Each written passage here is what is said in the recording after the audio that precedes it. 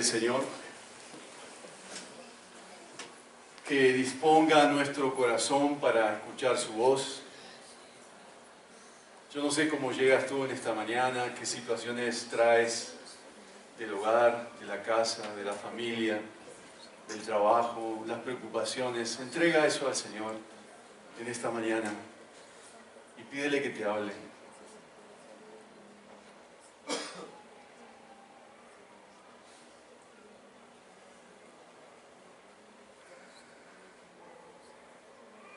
Pídele que tu corazón sea un corazón receptivo a tu palabra en este día de hoy.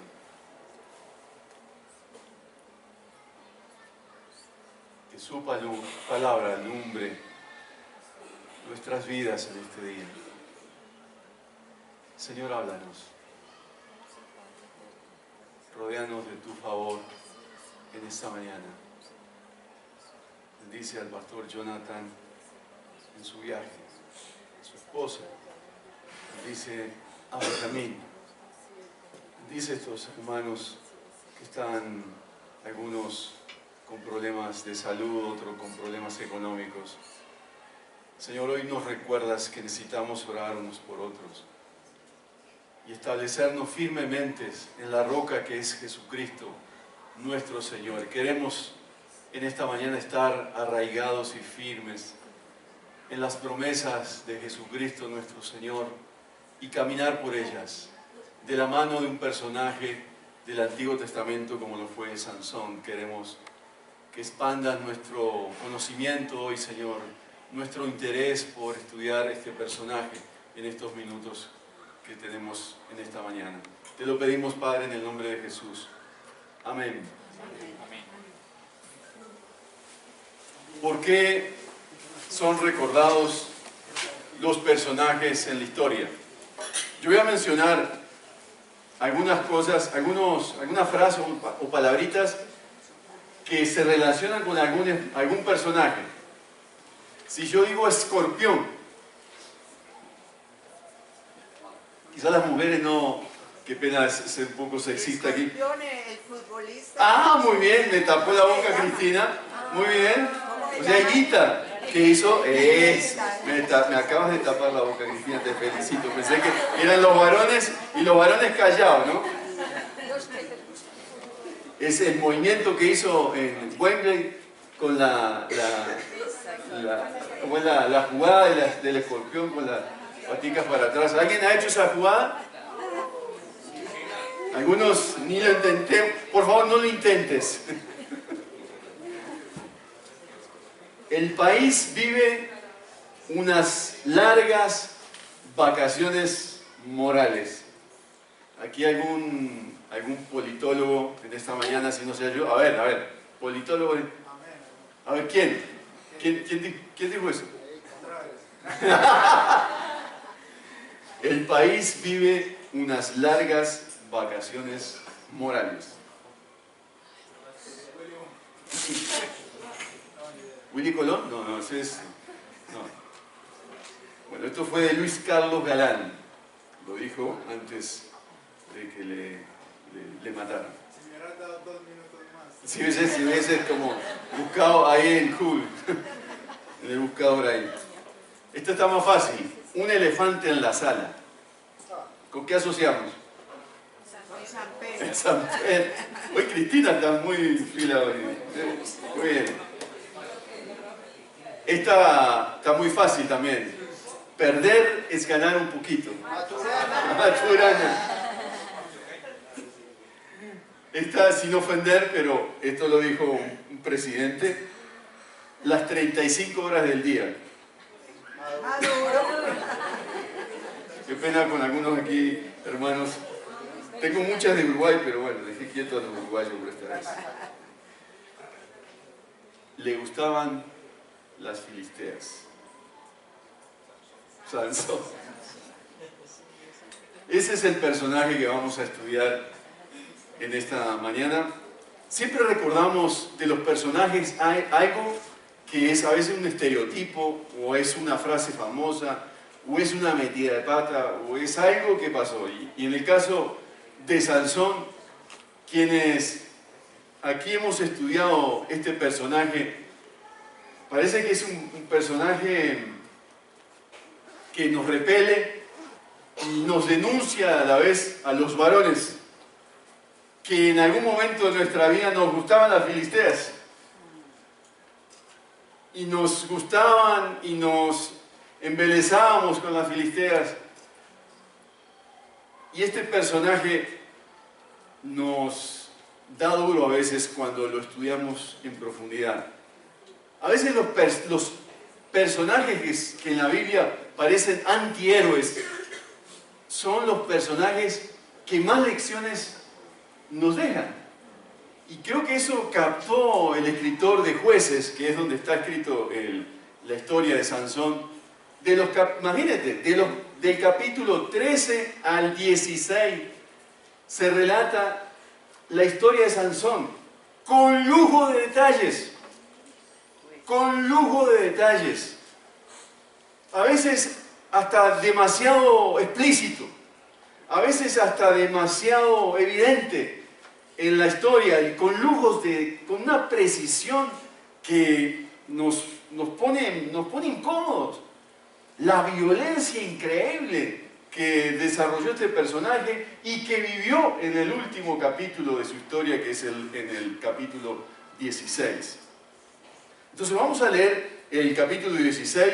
Voy a leer desde el final ya de la muerte, pero realmente está dentro de una gran trama que se narra acá, que inicia en el verso 3 aproximadamente, cuando Sansón está acostado y hay una situación ahí con Dalila, la mujer que se encontró por ahí y que la hizo mujer, previamente había estado con una prostituta. Este personaje, lo que ve en sus ojos, ahí va. Él no tiene fronteras y no tiene límites. Y vamos a ver algunas cosas que son parte del detalle. Y yo les estaré contando, pero me voy a concentrar en los versos 23 en adelante. Presten atención porque seguramente les voy a hacer algunas preguntas. Los jefes de los filisteos se reunieron para festejar y ofrecerle un gran sacrificio a Dagón, su dios, diciendo: nuestro Dios ha entregado en nuestras manos a Sansón, nuestro enemigo. Previamente, lo que había pasado era que durante 3 momentos Dalila le preguntó, le insistió a Sansón que le revelara el secreto de su poder, la fuente de su poder. Y Sansón se negó. Y en el último momento, ya porque le presionaba, le fastidiaba y era insistente, él revela el secreto y la fuente de su poder, que era quitarle la cabellera. Y eso es como algo obvio en el desarrollo de la historia. Previamente con Dalila, los jefes de los filisteos habían acordado una suma de dinero. O sea que esta mujer le traiciona. Y ese fue como el parámetro de la historia de Sansón. Entonces están reunidos, ya lo han cogido. Ya está detenido Sansón. En la noche le habían cortado el pelo, él se levantó, quiso atacar a los filisteos y no pudo. Porque dice que Dios ya no tenía la fuerza y que Dios se la había quitado. Ese es como el detalle aquí. Dice: los jefes de los filisteos se reunieron para festejar y ofrecerle un gran sacrificio a Dagón, su dios, diciendo: nuestro Dios ha entregado en nuestras manos a Sansón, nuestro enemigo. Esto es un canto y es un poema que ellos desarrollan, como unas coplas. Están haciendo unas coplas.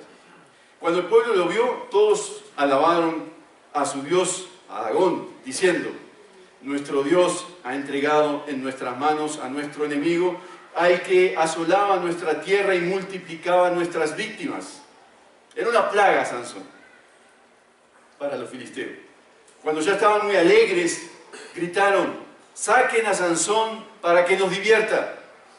Así que sacaron a Sansón de la cárcel y él les sirvió de diversión.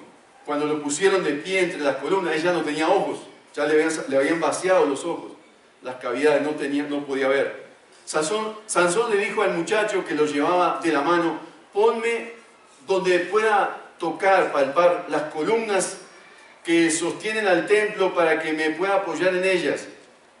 Y en ese momento el templo estaba lleno de hombres y mujeres. Todos los jefes de los filisteos estaban allí y en la parte alta había unos 3.000 hombres y mujeres que se divertían a costa de Sansón. Entonces Sansón oró al Señor: oh soberano Señor, acuérdate de mí. Oh Dios, te ruego que me fortalezcas solo una vez más y déjame de una vez por todas vengarme de los filisteos por haberme sacado los ojos. Luego Sansón palpó las dos columnas centrales que sostenían el templo, se apoyó contra ellas, la mano derecha sobre una y la izquierda sobre la otra, y gritó: muera yo junto con los filisteos. Y luego empujó con toda su fuerza y el templo se vino abajo sobre los jefes y sobre toda la gente que estaba allí. Y fueron muchos más los que Sansón mató al morir que los que había matado mientras vivía. Sus hermanos y toda la familia de su padre descendieron para recogerlo, lo lanzaron de regreso y lo sepultaron entre Sora y Estaol en la tumba de su padre Manoa. Sansón había gobernado a Israel durante 20 años. Permítame hacer como una historia, un recuento de la historia del libro de Jueces. El libro de Jueces está dentro de un contexto de la historia que dice así, en el último verso del libro de Jueces, y luego empieza el libro de Ruth. Jueces está después de Josué. Entonces es la etapa, los jueces son la etapa posterior a un líder magnífico que fue Josué y anterior Moisés. Y es la etapa de los caudillos y de los jefes militares que empiezan a conquistar la zona de Palestina. Y la historia cuenta que ellos no pueden vencer a todos, no pueden sacar y no quieren sacar a los cananeos que vivían ahí, que eran la gente que estaba original ahí, y no obedecen a Dios completamente porque quedan como impactados y seducidos por el contexto y por las costumbres cananeas y por los dioses cananeos. Entonces el pueblo de Dios se mezcla con los cananeos, y uno de los pueblos que está en la frontera occidental de Palestina, que son un pueblo costero, que son los filisteos, que entre otras cosas no es un pueblo, no era considerado un pueblo educado, pero en cierta forma conocían cosas del arte de la guerra y la metalurgia y especialmente los metales. Entonces era un pueblo fuerte, un pueblo poderoso. Entonces el pueblo de Israel no logra vencer a este pueblo y termina siendo un azote. Realmente la historia arranca con Sansón en el capítulo 13 y la referencia es que los 40 años anteriores había sido opresión de los filisteos. Y el pueblo estaba sumido cuando surge Sansón, está sumido bajo la opresión de los filisteos y eran como prisioneros de este pueblo y eran humillados por los filisteos. Realmente ese es como el contexto de la historia. Y durante 20 años, Sansón, aunque no es un líder natural, la diferencia con los otros jueces es que Sansón es el Sansón. Uno no ve que Sansón diga en su vida: voy a defender la gloria de Dios en este territorio, o voy a defender al pueblo de Dios de la masacre de los filisteos. No, Sansón es él. Y aún así es usado por Dios. Y eso es lo que a mí me sorprende. Pero lo que quiero decir es que este es el contexto del pueblo. El último verso del libro de los Jueces dice: en aquella época no había rey en Israel, y cada uno hacía lo que le parecía mejor. Y esto se va a repetir, esta constante. No hay rey, no hay gobierno, y cada uno hace lo que bien le parece. Esa es la realidad de la época que le tocó vivir a Sansón. Entonces tenemos que ubicarnos en ese contexto. Y tenemos que ubicarnos en el ciclo de opresión, de pecado del pueblo que se mete en, que no sabe diferenciar las costumbres cananeas con sus dioses y lo que es la palabra de Dios, la ley de Dios y el Dios único, omnipotente, soberano. El pueblo no logra diferenciar eso. Y viven jornadas de opresión y Dios levanta un juez. El juez libera al pueblo, hay un tiempo de paz y vuelta y caen otra vez cuando muere el caudillo o el jefe militar. Ese es el patrón y el ciclo que uno ve en un contexto de que cada uno hace lo bien que le parece. Y cuando uno lee la historia del libro de los jueces, da la sensación que hay momentos como que Dios se olvida del pueblo. Y cuando el pueblo está más humillado frente a la opresión filistea o a los enemigos, los cananeos, ahí Dios como que se acuerda del pueblo y levanta un líder, y el líder libera de la opresión. Y lo libera porque es el clamor, porque sube el clamor del pueblo, el pueblo de Dios, y Dios oye el clamor. Este patrón se ve durante todo el libro de los jueces. ¿Qué decir de Sansón? ¿Qué decir de este personaje? En el capítulo 3 ustedes tienen la historia de Sansón y realmente la historia de Sansón es sumamente interesante, hermanos. Cuando uno la empieza a escarbar, es sumamente interesante porque Sansón nace de la providencia, la provisión de Dios, que Dios se acuerda de que hay una mujer que no es fértil, que no puede tener hijos, su mamá, y Dios se acuerda de ella, y el escenario del capítulo 13 es muy interesante porque ahí viene un ángel, ella no sabe si realmente es un ángel, un mensajero, y le cuenta al esposo, mirá lo que me dijo, que voy a tener un hijo, y luego Manoa, que es el papá de Sansón, le dice, y bueno, pero ¿cómo así? ¿Y cómo tenemos que criarlo? Y que va a ser un nazareno, y un nazareno era alguien dedicado a Dios, no podía contaminarse, era un hombre, iba a ser consagrado. De hecho, el ángel le dice a Manoa, porque Manoa le pregunta, ¿y cómo tenemos que criar a este niño? Y el ángel le dice, bueno, preocúpate que tu esposa no beba nada de vivir, no beba sidra ni vino, y que esté desde niño consagrado al Señor y que le dejes crecer el cabello, porque es señal de un nazareno, de una persona consagrada. En ningún momento se dice, y yo traté de buscar si en algún momento había una conexión con el largo de la cabellera, con la fuerza y el poder que el Señor le había dado. Parece que ese era un detalle de los nazarenos. Cualquier nazareno, persona dedicada al Señor desde pequeño, tenía esa costumbre de dejarse crecer el cabello. Aquí no hay ninguno, así que hay un nazareno por ahí.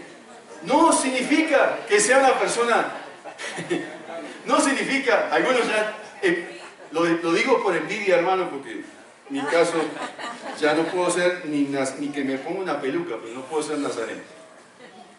Pero es un detalle de un conjunto. Es una persona, el conjunto es una persona que lo hace nazareno. No podía tocar cadáver. Y hay un detalle en la historia. Este personaje, Sansón, va camino a su casa, después de hacer sus fechorías y sus cosas, y por ahí ve un panal de miel. Y el panal de miel está en un cadáver. Él no podía tocar cadáver. Él no sabía. Porque él saca el panal, lo come y lleva el panal y le ofrece a la mamá y al papá. Y dice el texto, no le dice nada de dónde lo sacó, porque sabía que la mamá le iba a decir que no. Y un día llega también, en esos días de Sansón, llega a su casa y le dice a la mamá, mamá, vi una filistea muy bonita. Y la mamá dice, pero mi hijo, estoy parafraseando, ¿no? Pero mi hijo, ¿usted cómo se va a fijar en una filistea habiendo tantas mujeres hermosas en el pueblo de Dios? Y él dice, no, yo me voy a casar con ella, y le va muy mal. Y ahí empieza toda la trama, las situaciones y los pleitos con los filisteos. Hermanos, lo que uno ve en el libro de Sansón, en la historia de Sansón, y en estos capítulos, uno ve el menosprecio a la gracia de Dios. Él es un personaje que en lo que él hace parece que no le teme a Dios. Y sufre las consecuencias en este último capítulo de sus decisiones equivocadas. Él está aquí, en esta situación, en manos de los filisteos, porque él se metió con la persona equivocada. Pero aún así, él cumple el llamado de Dios de liberar a Israel de la opresión. Y uno aquí se queda sin entender. ¿Cómo es posible que Dios use un personaje tan irresponsable en un sentido, tan desaforado con las mujeres, tan libertino, y Dios lo use aún así para liberar al pueblo de Dios? Estamos en ese contexto de cada uno hace lo que bien le parece. El problema, hermanos, de Sansón, en primer lugar, es el problema de todos nosotros. En el fondo, hermano, yo me puse, y se lo decía a Carlitos, yo me puse a meditar realmente por qué me resistía a predicar sobre Sansón. Porque quizás en el fondo de mi corazón hay un Sansoncito ahí potencial creciendo en actitudes, en cosas de la vida, en no ser frentero en algunas cosas, en no frenarme en algunas cosas, en la licencia que a veces me doy como hombre en los ojos, en mirar lo que no debo. Y yo me estaba resistiendo y decir, Sansón es lo que es. Él no se mide en nada. Lo que ve sus ojos es lo que hace. Y en el fondo, hemos de reconocer que esos problemas que Sansón refleja, la problemática humana al máximo. Y uno dice, esto es lo máximo. Y refleja nuestro corazón. Por empezar, lo domina en toda su vida, hasta el último momento de su vida, lo domina el deseo de venganza. Es algo muy fuerte en él. Y los pleitos que tiene con los filisteos, siempre por una mujer. Es siempre con una mujer. Es un gran deseo de venganza. Uno quisiera ver en Sansón que a él le preocupa el pueblo de Dios. Pero en ningún momento, y lo busqué por todos lados, en ningún momento hay una expresión de Sansón que está preocupado por el pueblo de Dios. Incluso en su pueblo lo entrega. Estando escondido, van y el pueblo de Judá lo entrega a los filisteos. Es decir, Sansón ni siquiera se ganó el corazón de la gente. No lo ganó.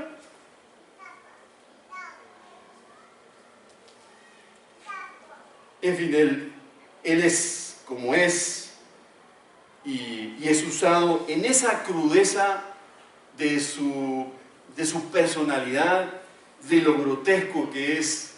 De nuevo, es usado por Dios. Es usado por Dios.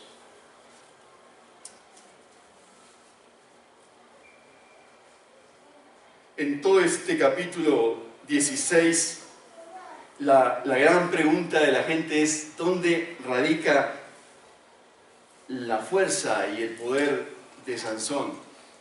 Y el resumen es que si pasan navaja, verso 17, ustedes pueden ver en el capítulo 16, verso 17: nunca ha pasado navaja sobre mi cabeza, le explicó, porque soy nazareo, consagrado a Dios desde antes de nacer.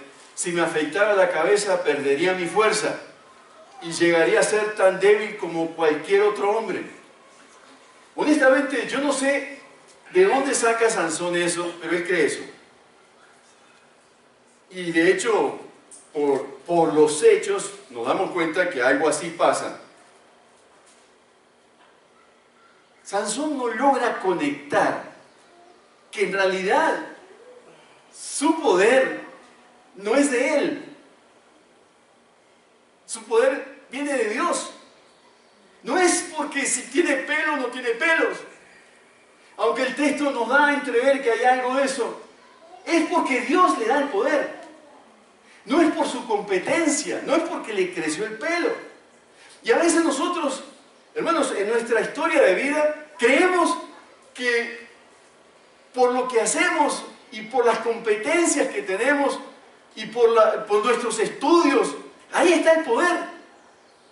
Y nos creemos el cuento por tiempos, hasta que un día se nos va el poder. Un día caemos y uno ve como profesionales tan capaces en la historia de Colombia están en la cárcel hoy porque su ética y su integridad falló. Y ya no tienen el poder que tenían. Y ya no son prestigiosos. Y Sansón se creyó eso. Que era por su cabellera. Que era porque, no sé, tenía algo con un don con las doñas. Y que le iba bien en la vida. Que ese era el poder de él. Y el atractivo de él. Y nunca pensó que el atractivo de él era porque Dios estaba con él. Él nunca logró asociar eso. Y por eso en los últimos momentos de su vida no logra ver eso. Y hay una trama ahí en este capítulo 16 de cómo quieren convencer a Sansón, y bueno, 3 veces hasta que al final él cede. Y él cede en su debilidad, que son las mujeres.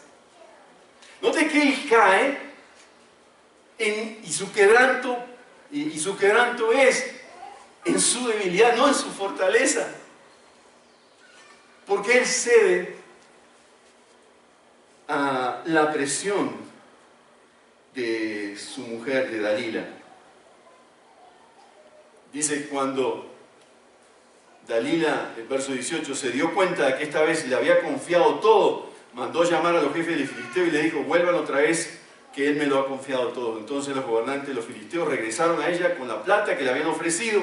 Después de hacerlo dormir sobre sus rodillas, ella llamó a un hombre para que le cortara las trenzas, las 7 trenzas de su cabello, y así comenzó a dominarlo. Y su fuerza, dice el texto, lo abandonó. Y esta es la explicación que da el texto bíblico, y no nos da más detalles, solo que cuando Sansón se levantó de su sueño, ya lo había perdido su fuerza, y su fortaleza ya no estaba, Dios no estaba con él. No sabemos qué más pasó en la cabeza de Sansón en ese momento. Lo que sí, los hechos ocurren, lo apresan, les quitan los ojos en un acto de mucha bestialidad. y lo encadenan y lo llevan a un sitio, a una cárcel, a moler, a trabajar. Y empieza el momento más crítico de la vida de Sansón. Y en el contexto, quiero decir que en el contexto hay detalles, en el capítulo 16, a partir del 23, se narran detalles que son recurrentes. Por ejemplo, que allí estaban todos los jefes de los filisteos y que se armó tremenda fiesta idolátrica y que seguramente en ese ambiente había de todo, como eran las fiestas cananeas. Un ambiente sumamente pesado, horrible, de idolatría y de dedicación y de sacrificio. Ahí estaba el personaje que iba a ser sacrificado. Y noten los énfasis del texto. En el verso 25 dice, cuando ya estaban muy alegres. Es decir, ¿cuando estaban qué? Muy borrachos. Cuando estaban muy borrachos, gritaron, saquen a Sansón para que nos divierta. A veces no vemos los detalles que sí nos da el texto, pero este es un ambiente muy difícil. ¿Se fue? Este es un ambiente de opresión, de humillación. Este personaje que por mucho tiempo había asolado al pueblo filisteo, no puede ni moverse, porque no ve, está totalmente humillado. Y encima lo sacan ahí, a la vista del público, a que haga el ridículo y a quedar expuesto. ¿A usted no le parece esta situación grotesca, terrible para un ser humano? No puede defenderse. Y en ese momento de opresión, de burla, de tortura psicológica, de tortura física, de tortura emocional, de sentirse solo, completamente abandonado por su Dios. Y en ese momento, Sansón recuerda que todavía puede orar.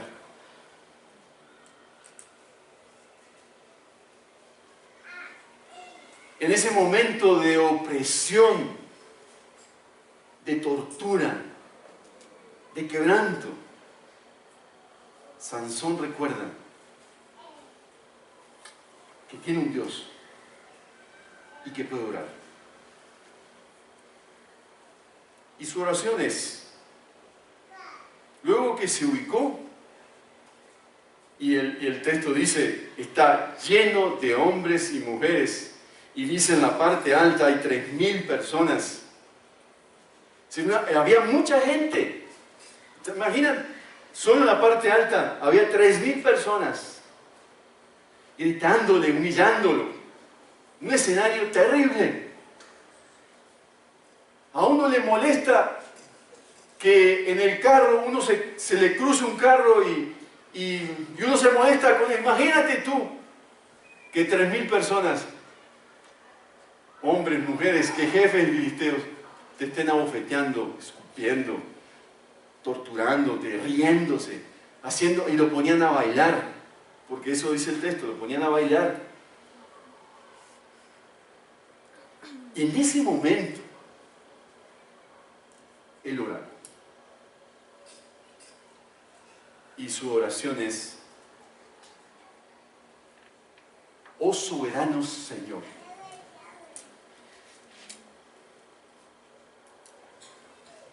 no es una oración sencilla para un hombre que está oprimido y que está pasando un momento de suma necesidad. Decir que Dios es soberano y yo estoy con cadenas, que yo estoy apresado, que estoy siendo humillado. Decir que Dios es soberano, que Dios tiene el control, que Dios es el rey, no tiene sentido. ¿O sí lo tiene? No tiene sentido. ¿Cómo uno puede decir que Dios es soberano cuando la nevera está vacía, cuando el vecino me humilla, cuando voy a hacer una compra y me cobran de más y me ponen una factura que no es, cuando voy y pido trabajo y no tengo trabajo y los vecinos me dicen, ¿usted no es cristiano? ¿Usted no tiene un Dios? Cuando me enfermo y no tengo cura y vuelvo otra vez la enfermedad y otra vez lo mismo y no hay plata para los medicamentos. Y tú dices, ¡oh Dios soberano! Hermanos, se necesita mucha fe para que en un momento así uno diga, ¡oh Dios soberano Señor!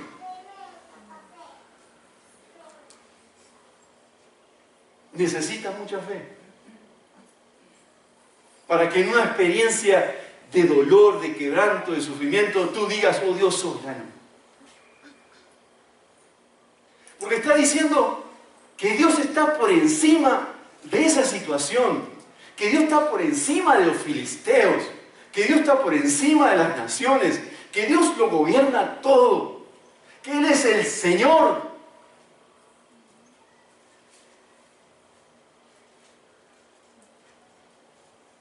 Y acto seguido Él hace 3 peticiones. ¿Cuál es la primera?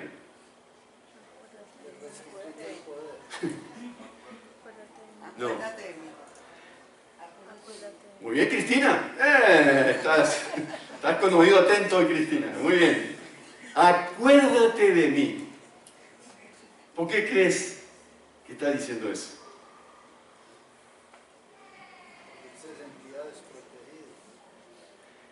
Que ya no tiene a Dios, ya no tiene el poder, ya no tiene nada de lo que Él tiene, es poderoso, ya no es el poderoso, ya no tiene nada.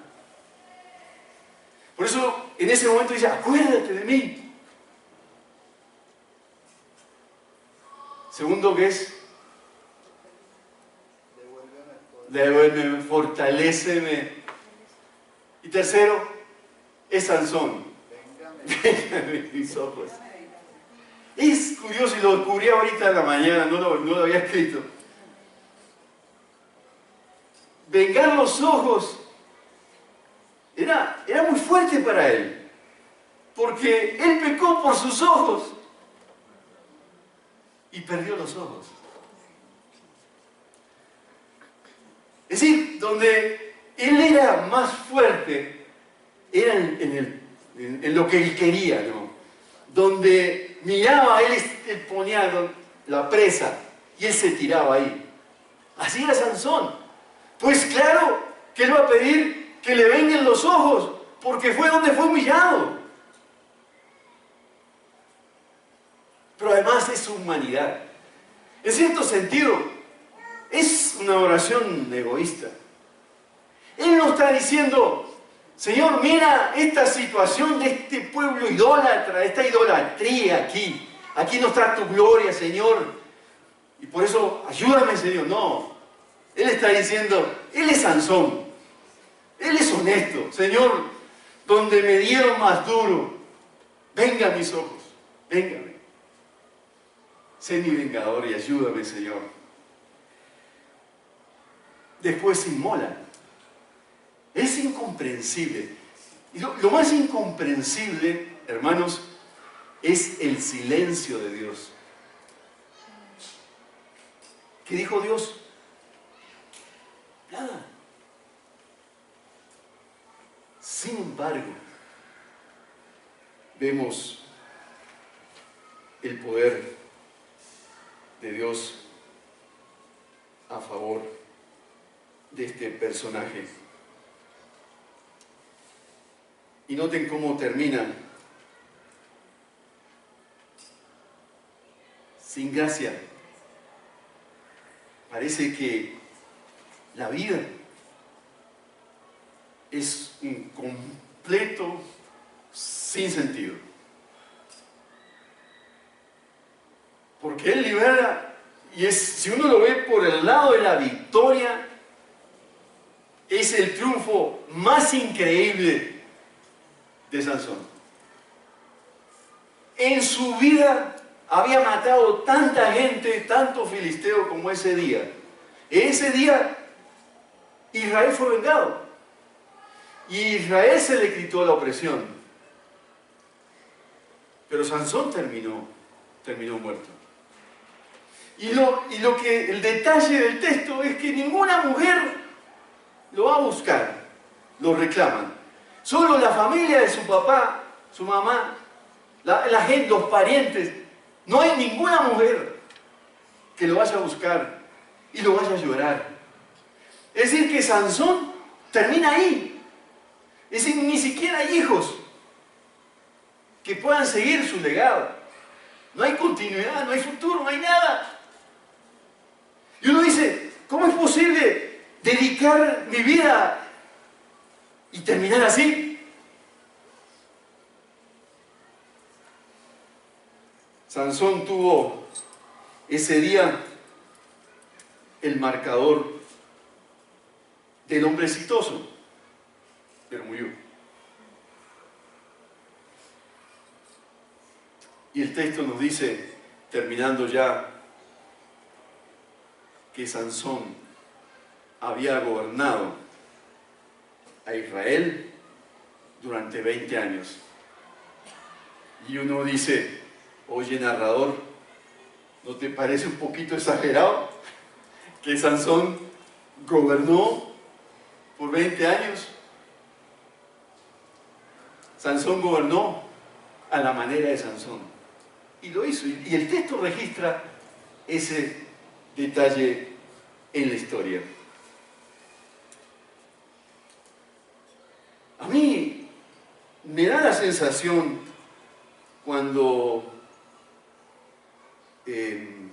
avanza la historia que uno ve un Sansón que va cayendo y de repente surge. Y uno ve como que en la historia se mete en la historia y va surgiendo hasta que muere Sansón. Y uno dice, ¿qué pasó aquí? Parece que el protagonista se muere, ¿no? Esto parece una telenovela y uno no quiere que el protagonista se muera y se muere. Y nos da la sensación que el mal triunfa. Incluso es increíble, hermano, que después de aquí, lo que sí es peor en la historia del libro de Jueces, capítulo 17 en adelante, la historia es terrible. Y se ve ese relato, el libro de Jueces termina horrible, diciendo que al final de cuentas cada cual hace lo que bien le parece, porque no hay rey, porque viven sin un rey. Pero sin embargo, hermanos, Sansón es recordado en una élite de héroes de la fe. Y el libro de Hebreos, capítulo 11, nos dice lo siguiente. Dice el autor de Hebreos, ¿qué más voy a decir? Me faltaría tiempo para hablar de Gedeón, de Barak, de Sansón, de Jefté, de David, de Samuel y los profetas, los cuales por la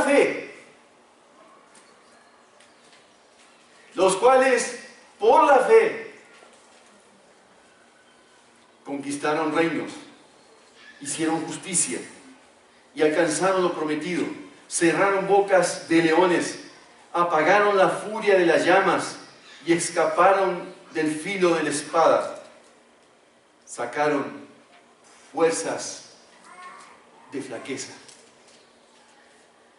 Sansón, al final de cuentas, él recordaba, porque en un momento de su vida, el momento más crítico de su vida, se acordó que tenía un rey, que era Dios. Y se humilló y le pidió que se acordara de él. Independientemente de si ese texto no menciona a Dios, percibimos que Dios le responde la oración. Y en ese día, Sansón sacó fuerzas de flaquezas.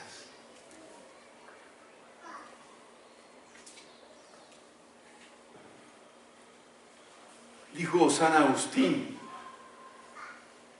en la oración el hombre se hace fuerte y Dios débil. Y es como contradictorio, ¿no? ¿Cómo que Dios se hace débil? Pues sí, en la oración Sansón se hizo fuerte y Dios se hizo débil porque le respondió a un personaje que no le respondió bien a Dios. Y ahí tenemos el cuadro perfecto que no entendemos de la soberanía de Dios con la realidad humana de nuestras flaquezas y de nuestras historias pecaminosas. Yo no sé, hermanos, si tú en esta mañana sientes que hay un Sansoncito por ahí que está rugiendo y queriendo salir. Ese Sansón puede manifestarse en decir, yo puedo y yo tengo las competencias, al final de cuentas, yo estudié, no sé si en la San Marino o en alguna de esas, pero yo estudié 6 semestres en la San Marino. Y sacas pecho de esos 6 semestres, o que trabajaste con fulanito, con el abogado fulanito, y sacas pecho de eso, o estudiaste en la Nacional, o estás estudiando en la Nacional, y sacas pecho de eso. ¿Y Dios? ¿Dónde está Dios? O tú eres un Sansón en el sentido que vienes siendo humillado repetidamente y no tienes fuerza. No tienes fuerza para el día de hoy, no tienes fuerza para la tarde, no tienes fuerza para el día de mañana. No hay fuerzas. Y te acuerdas que tienes un Dios que te responde, que es soberano. Y le dices con toda franqueza, Señor, acuérdate de mí. Sí, no es por obra, Señor, yo sé, pero permitime ganar una. Quiero la victoria de algo, Señor. Ah, Señor, no quiero trascender, pero quiero pasar esta prueba.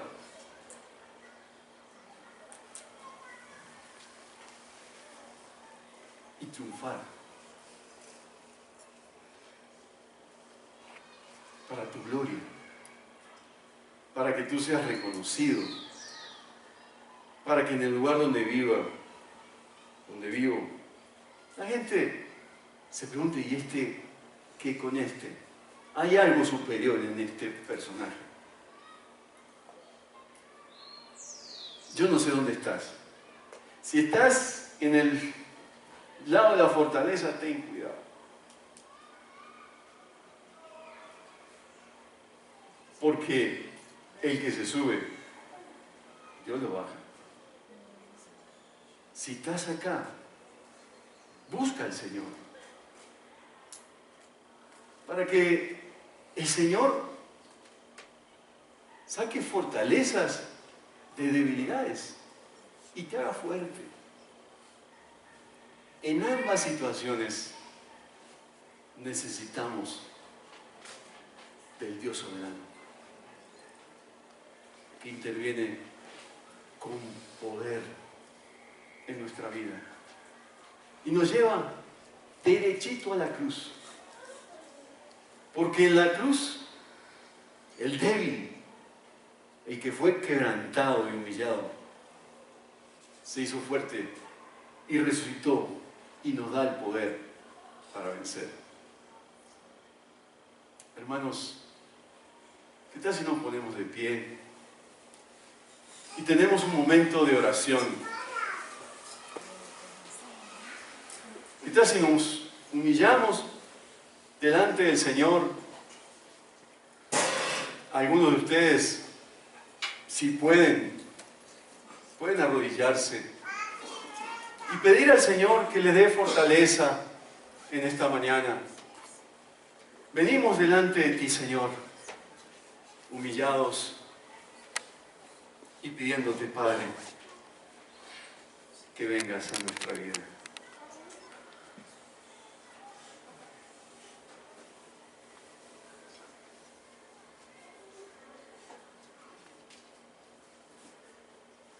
Quizás algunos en esta mañana vienen con historias de derrota, de humillaciones. Dios quiere tratar tu ser interior para que en el día de mañana amanezca una nueva persona que pueda cantar las victorias del Señor.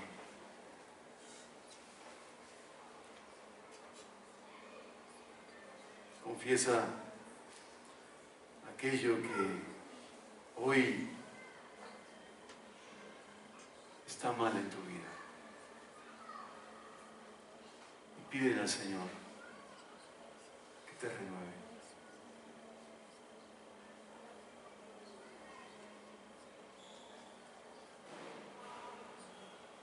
Pido, Señor, de manera especial que levantes al que está caído.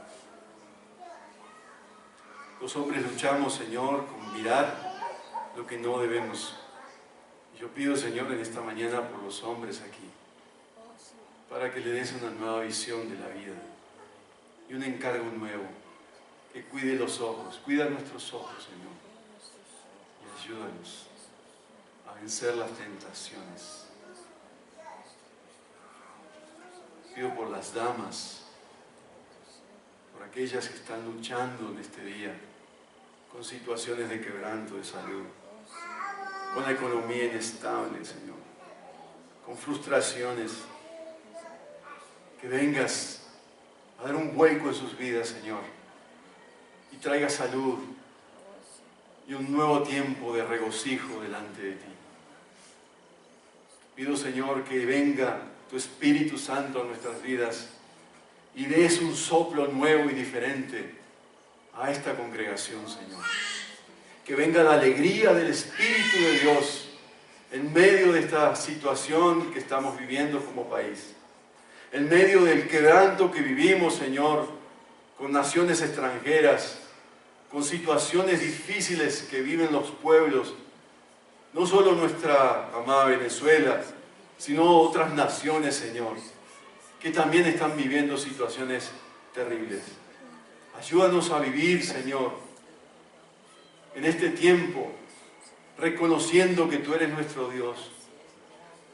Y renuévanos, Padre, renueva nuestra vida de oración para que podamos vencer al enemigo y traer victoria, la victoria de Jesucristo a nuestra vida, Señor. Y para que en medio de flaquezas y de debilidades podamos encontrar el poder para vencer aquellas situaciones que nos parecen imposibles, Señor. Y te pido que ayudes aquí, Señor, a los jóvenes, a esta juventud que está aquí, Señor, en esta sala. Que tú les bendigas de una manera muy especial, le traigas renuevo a sus vidas. Señor, que les permitas vencer la tentación. Que les bendigas en la soledad, en la intimidad. Que les fruto en sus vidas, en todo lo que hacen. Que progresen, Señor. Y que sean testigos de tu poder, Señor. Bendice la evangelización. Bendice, Señor, los cursos en esta iglesia. Bendícenos, Padre Celestial. Y ayúdanos, Señor. Y trae un tiempo de cambio y de renovación en nuestro estilo de hacer iglesia también, Señor. Te lo pido, Padre, en el nombre de Jesús, sabiendo que tú nos escuchas. Y te pedimos, como la oración de Sansón, que te acuerdes de nosotros, Señor, en esta mañana. Que te acuerdes del redil de Belén, Señor. Y te acuerdes de que somos cristianos, creyentes, hijos tuyos, que te necesitamos. Te lo pido, Padre, en el nombre de Cristo Jesús, nuestro Señor. Amén.